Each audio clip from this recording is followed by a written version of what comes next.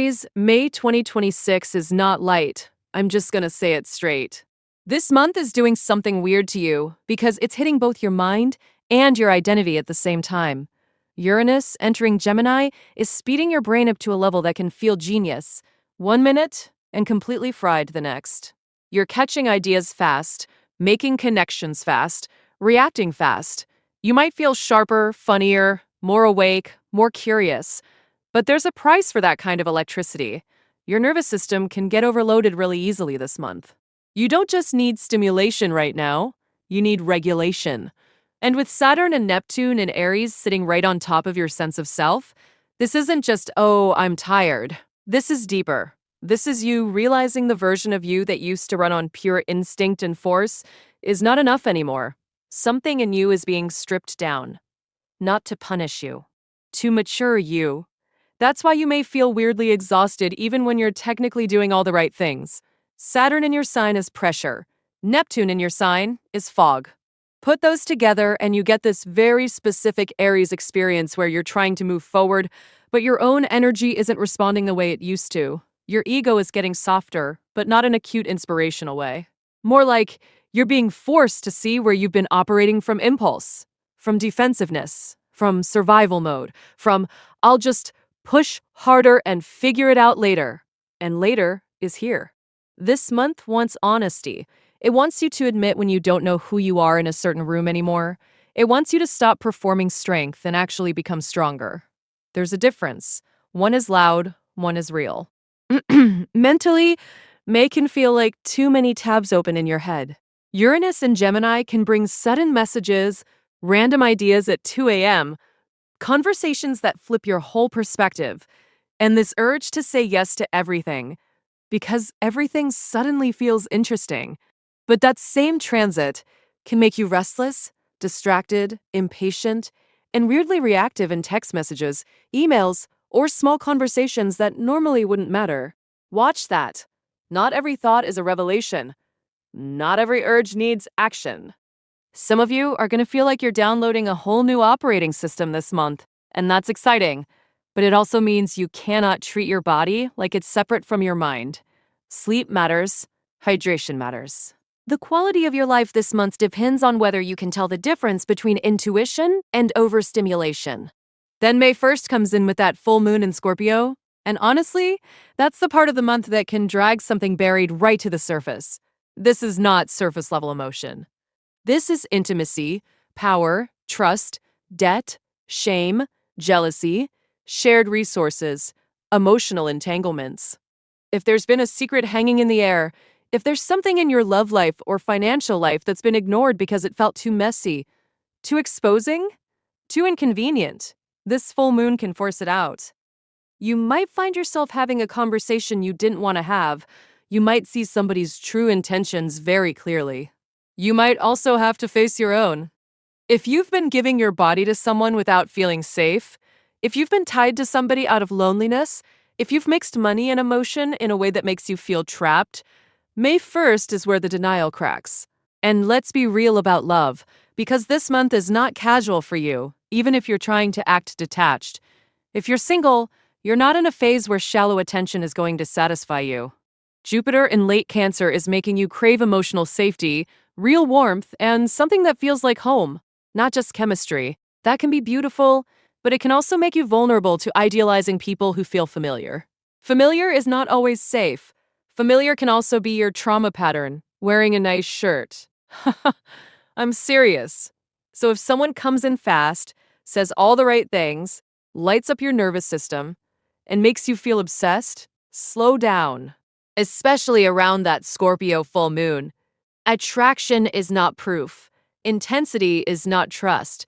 This month, the right person won't just excite your mind. They'll calm your body. If you're attached, there's a real test here around emotional honesty. Saturn and Neptune in Aries are making you less able to fake it. You can't keep saying, I'm fine, when you're not. You can't keep carrying resentment and hoping sex, routine, or shared history will cover it up. May 1st can bring out possessiveness, fear of betrayal, old pain, or practical issues around money and emotional labor that have been left hanging. If the relationship is solid, this month can actually deepen it because the truth finally gets spoken. If the relationship has been surviving on avoidance, this is where that becomes obvious. And no, that doesn't automatically mean breakup. It means grow up. It means talk for real. It means saying, this hurts, instead of turning everything into a fight about control. By the time May 16th hits with the new moon in Taurus, things get quieter, steadier, and honestly more useful. This is one of your best reset points all month. Use it. Don't waste that day spiraling emotionally or chasing validation. Ground yourself. Handle your money, make the budget, clean the space. Buy the practical thing you actually need. Rebuild some physical comfort in your life. Taurus energy is not flashy, but it works.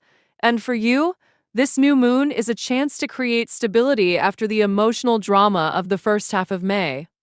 This is also where I need to get serious about finances. If debt, shared bills, taxes, hidden expenses, or overspending got exposed, around May 1st, May 16th is your moment to make a plan instead of just feeling ashamed. Shame doesn't fix your bank account. A strategy does. Career-wise, you're in a strange but powerful transition. You may not feel as bold or certain as usual, and that can mess with your confidence if you're used to being the one who acts fast and figures it out on the way. But here's the opportunity. Saturn in Aries is teaching you discipline that lasts. Neptune in Aries is making you question whether your path still feels true.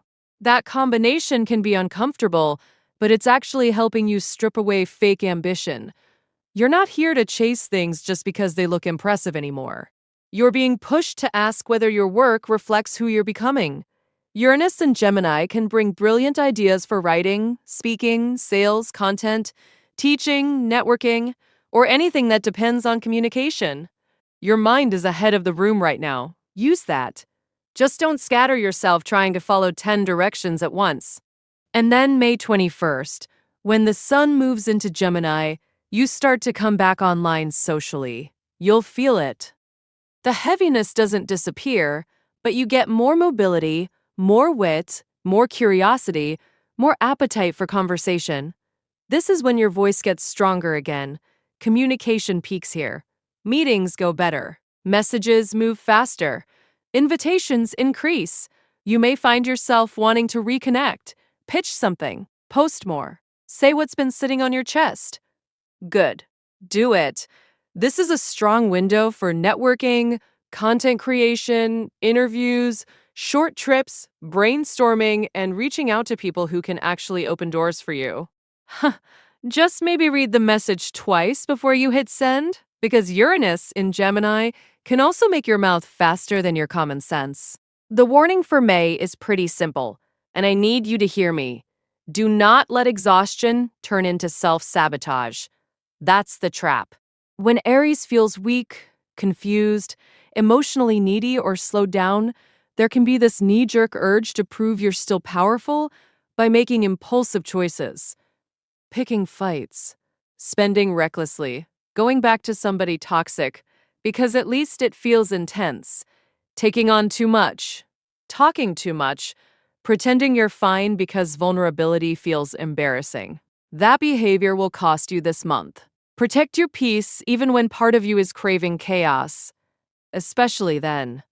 Also, be careful with gossip, oversharing, and emotionally loaded communication around the first week of May.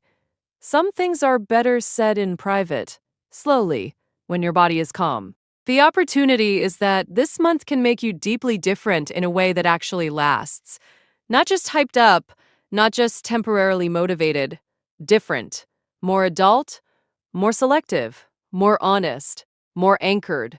Jupiter in late Cancer is reminding you that your power grows when your private life feels emotionally safe. That means your home matters.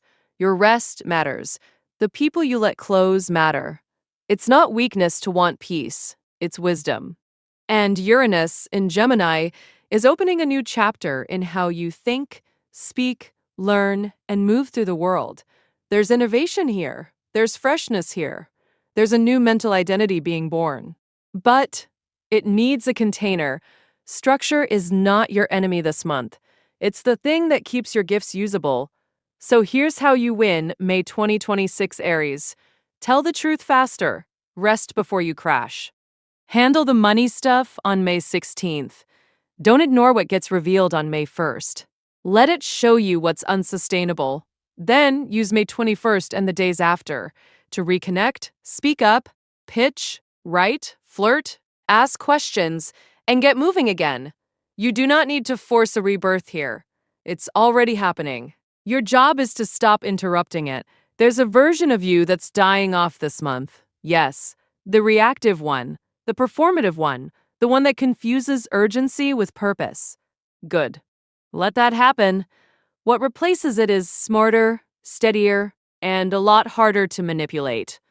And honestly, that version of you is going to make better choices in love, better moves with money, and much better decisions about who gets access to your energy.